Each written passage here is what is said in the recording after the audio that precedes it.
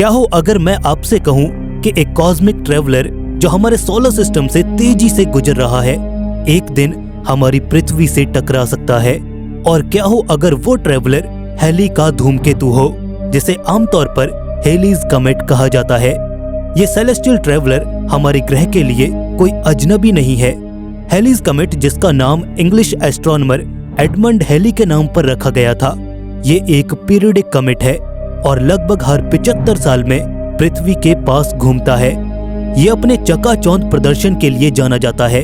जब ये पास से गुजरता है तो अपनी चमकती पूंछ से हमारे आसमान को रोशन कर देता है। लेकिन क्या हो अगर ये अपनी किसी यात्रा के दौरान अपने रास्ते से भटक जाए और पृथ्वी के साथ टकराव के रास्ते पर निकल पड़े। ये आइडिया उतना फार फेच्ड नहीं है जितना ये लगता है। हेली सहित तमाम कॉमेट्स अविश्वसनीय गति से यात्रा करते हैं, जहां उनके रास्ते उन ग्रहों के ग्रेविटेशनल पुल से प्रभावित हो सकते हैं जहां से वे गुजरते हैं। ऐसे में यदि हेलीज जैसा कोई कॉमेट पृथ्वी से टकरा जाए तो क्या होगा, आइए जानते हैं। दोस्तों, अपने आकार और गति के कारण ये कॉमेट बड़े पैमाने पर विस्फोट, जंगल की आग, सुनामी और यहाँ तक कि लंबे समय तक चलने वाली सर्दी का भी कारण बन सकता है। ऐसे कॉमेट का पृथ्वी से टकराना सूरज की रोशनी को ब्लॉक कर सकता है और ग्लोबल टेम्परेचर में गिरावट ला सकता है। लेकिन इससे पहले कि आप किसी प्रलय के दिन की कल्पना शुरू कर दें, ये ध्यान रखना महत्वपूर्ण है कि ऐसी घटना की संभावना बेहद कम है, क्योंकि इन कॉमेट्स के ऑर्बिट का केयरफुल कैलकुलेशन और निगरानी हर वक्त की जाती है।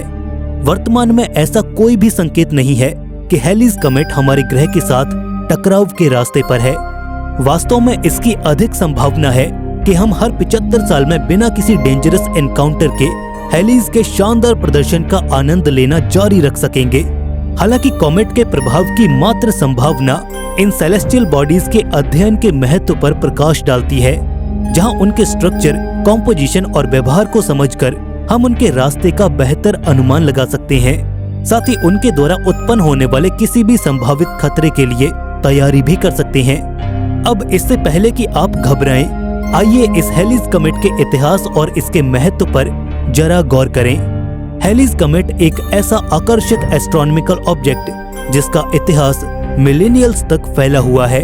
हमारे सोलर सिस्टम की गहराइयों से ये मिस्टीरियस विजिटर सदियों से हमारे आसमान की शोभा बढ़ा रहा है, जो अपने पीछे रहस्य और आश्चर्य का निशान छोड़कर जाता है। आपको बता दें कि किसी भी कॉमेट को सबसे पहले देखे जाने का इतिहास प्राचीन काल में 239 ईसा पूर्व का है।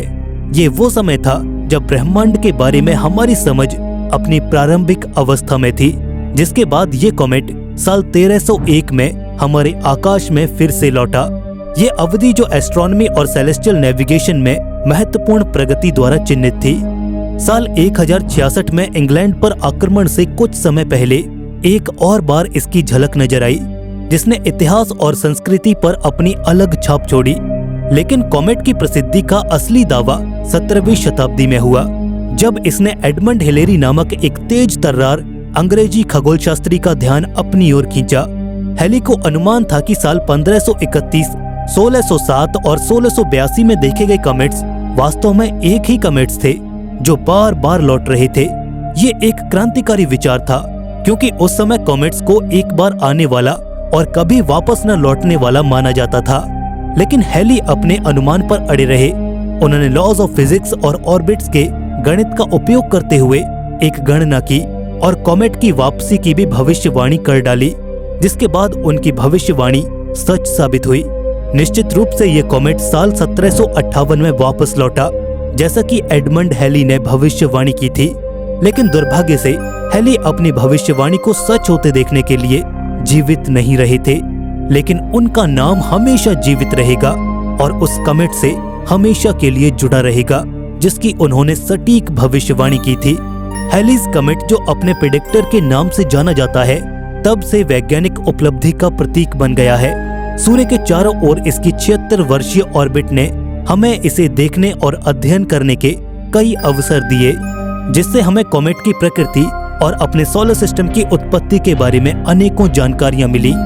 अब जब हम इसका इतिहास जान गए हैं, तो आइए जानें कि आखिर हेलीज कॉमेट किस चीज से बना हुआ है। हैली का धूमकेतु यानी कि हैलीज कमेट अंतरिक्ष से उछलता हुआ केवल चट्टान और बर्फ का सिर्फ एक टुकड़ा नहीं है, ये एक आकर्षण के साथ साथ एक जटिल संरचना भी है। ये सेलेस्टियल वंडर कॉमेट के एक समूह का हिस्सा है जिसे हैली फैमिली कॉमेट्स के नाम से जाना जाता है। इन सेलेस्टियल बॉडीज के सिमिलर ऑर्बिट कैरेक्टरिस्टिक्स होते हैं जो इन्हें हमारे सोलर सिस्टम में एक यूनिक फैमिली की तरह बनाती हैं। लेकिन हैलीज कॉमेट वास्तव में किससे बना हुआ है? दोस्तों, सभी कॉमेट्स की तरह ये भी बर्फ, धूल और चट्टान का मिश्रण है। इसमें शामिल बर्फ सिर्फ पानी की बर्फ नहीं है, बल्कि कार्बन डाइऑक्साइड, कार्बन मोनोऑक्साइड और मीथेन जैसी जमी हुई गैसें भी इसमें शामिल हैं। ये सब्सटेंसेस हैलीज कमेट को सूर्य के करीब आने पर उसकी विशिष्ट उपस्थिति देते हैं। जब गर्मी के कारण बर्फ वेपोराइज हो जाती है, जिससे कॉमेट के चारों ओर एक चमकदार बादल बन जाता है, जहां इसकी अक्सर एक पूंछ होती है जो सूर्य से दूर हो जाती है। हैलीज कमेट का स्ट्रक्चर भी उतना ही दिलचस्प है। इसका सॉलिड न्यूक्लियस यानी कि कोर एक आलू के आकार की वस्तु है जो लगभग 9 मील लंबी और 5 मील चौड़ी है। धूल और ऑर्गेनिक मैटर के कवरिंग के कारण ये गहरा और काला होता है। न्यूक्लियस में कॉमेट का अधिकांश मास होता है जो उन सभी गतिविधियों का स्रोत होता है जिन्हें हम तब देखते हैं जब हैलीज कमेट सूर्य के पास आता है। न्यूक्लियस में आपको बर्फ के मैट्रिक्स में एम्बेडेड छोटे छोटे सॉलिड पार्टिकल्स मिलेंगे। जब कॉमेट गर्म हो जाता है तो बर्फ सब्लिमेट होती है जो सीधे सॉलिड से गैस में बदलती है और धूल के कणों को अपने साथ लेकर न्यूक्लियस से निकल जाती है। ये प्रक्रिया कॉमेट्स, कोमा और पूंछ को जन्म देती है। लेकिन दिलचस्प बात यह है कि हैलीज कमेट के न्यूक्लियस में वेंट्स और जेट्स भी होते हैं जहां से गैसें निकलती हैं, जिससे कॉमेट चक्कर लगाता है और अलग अलग दिशाओं में घूमता है। हैलीज कॉमेट अंतरिक्ष में सिर्फ एक बर्फीली चट्टान नहीं है, ये एक डायनेमिक एक्टिव बॉडी है जो सूर्य के चारों ओर घूमते समय लगातार बदलती रहती है। दोस्तों, हैलीज कमेट किस चीज से बना है ये जानने के बाद आइए अब जानते हैं कि अगली बार हम इस सेलेस्टियल ट्रैवलर की झलक कब देख पाएंगे। अगर आप एक अंतरिक्ष प्रेमी हैं तो अपने कैलेंडर को मार्क कर लीजिए, क्योंकि हैलीज कमेट की एक और यात्रा होने वाली है। जी हाँ सेलेस्टियल गाइज, हैलीज कमेट पृथ्वी पर अपनी वापसी यात्रा पर है। हैलीज कमेट सूर्य से अपने सबसे फार पॉइंट पर, जिसे एपहेलियन के रूप में जाना जाता है, वहां तक पहुंचने के बाद ये दिसंबर की शुरुआत में अब हमारे ग्रह की ओर वापस यात्रा पर निकल पड़ा है। ये सूर्य के चारों ओर हैलीज की 76 वर्ष के ऑर्बिट के सेंट्रल पॉइंट पर चिन्हित करता है। ये वर्तमान में नेपच्यून की ऑर्बिट से दूर और प्लूटो के आसपास है, लेकिन इससे डरने वाली कोई बात नहीं है क्योंकि अपने वापस लौटने का रास्ता बना रहा है।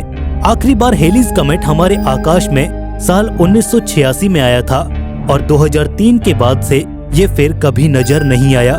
लेकिन साल 2061 में ये अपनी ग्रैंड री एंट्री के लिए तैयार है, जहां इस बार इसके साल 1986 की तुलना में कहीं ज्यादा उज्ज्वलित होने की उम्मीद है। कल्पना कीजिए एक सेलेस्टियल बॉडी जो ब्रह्मांड के डार्क कैनवास के सामने शानदार ढंग से चमक रही है। एक ऐसा दृश्य जो इंतजार के लायक होगा। दोस्तों, हैलीज कमेट केवल एक एस्ट्रोनॉमिकल ऑब्जेक्ट नहीं है, ये एक खगोलीय घटना है। पृथ्वी के आसपास इसकी वापसी हमेशा खगोलविदों और अंतरिक्ष उत्साही लोगों द्वारा समान रूप से एंटिसिपेशन और एक्साइटमेंट के साथ की जाती है। ये पीरियडिक कमेट, जिसका नाम इंग्लिश एस्ट्रोनॉमर एडमंड हैली के नाम पर रखा गया है, प्राचीन काल से एक रेकरिंग विजिटर रहा है, जिसकी 2029 ईसा पूर्व साल 1301 साल 1066 में इंग्लैंड पर आक्रमण होने से पहले उल्लेखनीय उपस्थिति रही है। वो अब वापसी करने वाला है, लेकिन हैलीज कमेट जैसे ही वापसी करेगा ये अकेले नहीं आएगा। जी हाँ, आपको बता दें कि हैलीज कमेट 2 मेटेओर शावर से जुड़ा हुआ है, मई में डेल्टा एक्वारिड और अक्टूबर में ओरेनिड। इसलिए हम भविष्य में साल 2061 में इसके आवागमन का बेसब्री से इंतजार कर रहे हैं। हम अभी भी इन एनुअल सेलेस्टियल डिस्प्लेज का आनंद ले सकते हैं। दोस्तों, इस पीरियडिक कमेट की वापसी केवल एक तमाशा नहीं है, बल्कि ब्रह्मांड के साइक्लिक नेचर का एक प्रमाण है। ये कॉस्मिक रिदम्स और सेलेस्टियल बॉडीज की भव्यता की पुष्टि करता है। ये ब्रह्मांड में हमारे स्थान की याद दिलाता है। विशाल ब्रह्मांड में एक छोटा सा कण ब्रह्मांड द्वारा प्रस्तुत ग्रैंड शो का गवाह है। लेकिन यहाँ पर सबसे बड़ा सवाल है कि आखिर हैलीज कमेट का भविष्य क्या है। दोस्तों, जैसा कि हमने आपको बताया कि हेलीज कॉमेट अभी सूर्य के चारों ओर एक लंबी यात्रा पर है, जो इसके एक उज्जवल भविष्य की ओर संकेत करता है। हेलीज कॉमेट का भविष्य किसी भी सेलेस्टियल बॉडी की तरह साइंटिफिक प्रेडिक्शन और कॉस्मिक अनसर्टेनिटी का एक आकर्षक मिश्रण है। वर्तमान में ये नेपच्यून की ऑर्बिट से दूर और प्लूटो के करीब है, लेकिन जैसे ही ये पृथ्वी की ओर अपनी वापसी यात्रा शुरू करेगा, अनुमान के मुताबिक ये साल 2061 तक पृथ्वी के करीब पहुंच जाएगा। हालांकि इसके आगे हेलीज कॉमेट का मार्ग थोड़ा अस्पष्ट है। अनसर्टेनिटी का एक मेन सोर्स कॉमेट की लॉन्ग टर्म ऑर्बिट है। हालांकि ये सदियों से रिमार्केबल फॉर्म के साथ कंसिस्टेंट रहा है। ये जिन ग्रहों से गुजरता है उनकी ग्रेविटेशनल पुल, सोलर रेडिएशन और अदर फैक्टर्स समय के साथ इसकी ट्रेजेक्ट्री में छोटे छोटे बदलाव का कारण बन जाते हैं। ये बदलाव संभावित रूप से अंतरिक्ष में अन्य वस्तुओं के साथ टकराव का कारण भी बन सकते हैं, जिससे इसका मार्ग और भी ज्यादा बदल सकता है। ये बिलियर्ड्स का एक कॉस्मिक गेम है, जिसमें हेलीज कॉमेट ट्रेवलिंग क्यू बॉल के रूप में है। लेकिन हेलीज कॉमेट के भविष्य का एक और पहलू है, जो कहीं अधिक एंटिसिपेटेड और रोमांचक है। वो रोमांचक पहलू है एनुअल मेटेओर शावर उत्पन्न होने में इसकी भूमिका। दोस्तों, जैसे ही कॉमेट सूर्य के चारों ओर घूमता है, ये धूल और मलबे का निशान छोड़ जाता है। जब पृथ्वी उस रास्ते से गुजरती है तो हमें उल्कापात यानी कि मेटेओर शावर का अनुभव होता है। जैसे अक्टूबर में ओरेनिड्स और मई में डेल्टा एक्वारिड्स, ये मेटेओर शावर हेलीज कॉमेट की याद दिलाती हैं, भले ही वो सोलर सिस्टम के दूसरी ओर ही मौजूद है। ये प्रदर्शन हमारे रात के आकाश पर हेलीज कॉमेट के स्थायी प्रभाव का प्रमाण है, जहां पर ये एक एस्ट्रोनॉमिकल क्लॉक के रूप में काम करते हैं, जो तब तक टिक टिक करती रहती है जब तक एक कॉमेट वापस लौट कर नहीं आता। यानी कि वो एस्ट्रोनॉमिकल क्लॉक अभी वर्तमान में हेलीज कॉमेट की राह देख रही है। वहीं तमाम खगोल शास्त्रियों से लेकर अंतरिक्ष प्रेमी तक सब साल 2061 के इंतजार में हैं, जब हेलीज कॉमेट धरती पर वापस लौटेगा, जहां पर अनुमान है कि इस बार उसकी चमक पिछली बार से कई गुना ज्यादा होगी। तो क्या आप भी इस रोचक कॉमेट के इंतजार में हैं? हमें कमेंट करके जरूर बताइएगा। अगर वीडियो पसंद आई हो तो इसे लाइक और दोस्तों में शेयर जरूर कीजिएगा। साथ ही हमारे चैनल को सब्सक्राइब करना बिल्कुल भी मत भूलिएगा। हम जल्द मिलेंगे आपको एक नए वीडियो के साथ। तब तक के लिए नमस्कार।